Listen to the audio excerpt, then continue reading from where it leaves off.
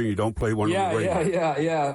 I've heard it could be in the next week or two. I certainly hope it will be resolved quickly. And I also is worth noting, this issue, this argument that the measure itself was unconstitutional or illegal. Republicans tried that argument, right? Governor Youngkin was all around Virginia saying that this is unconstitutional and illegal. Voters rejected it. So they've heard the arguments. They rejected it. I don't think the court will overrule the voters. What about just the practical? You look at the map of what the congressional districts are now, the 11, and then what it will be under the new procedure if it goes forward. Yeah. Some of the districts are stretched out from intensely urban areas to rural areas. It doesn't look like a cohesive map to me, and I've covered Virginia for some years.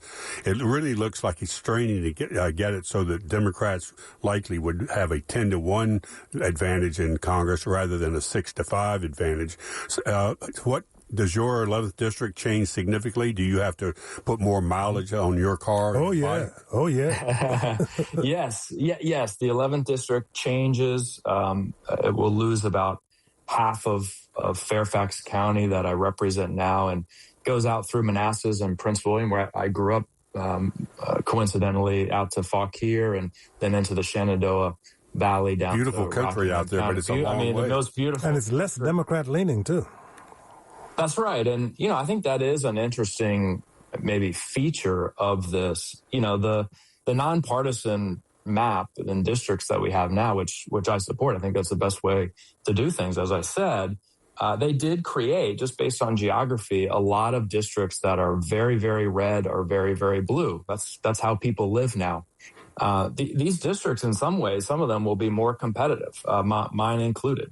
So that might make for some interesting contests this year or in the next several cycles. We got an email from Justin. Would you consider proposing a national bill or amendment that will require all states to choose methods of redistricting that do not involve elected officials? Oh, man. Justin is speaking my language. Not only would I propose it, I'm a co-sponsor of that legislation. We have it in the House. It would ban partisan gerrymandering nationally. There was a vote on that legislation. It was before I was elected to Congress. Democrats supported it and Republicans opposed it, including some of the Virginia Republicans who are now very high-minded about their opposition to gerrymandering. They had the opportunity to vote to ban it. And I've come to the conclusion that the only way we're going to get to a national ban on partisan gerrymandering is for Republicans to learn that they're not going to win, that Democrats are going to respond, and best case, they will fight us to a draw when it comes to redistricting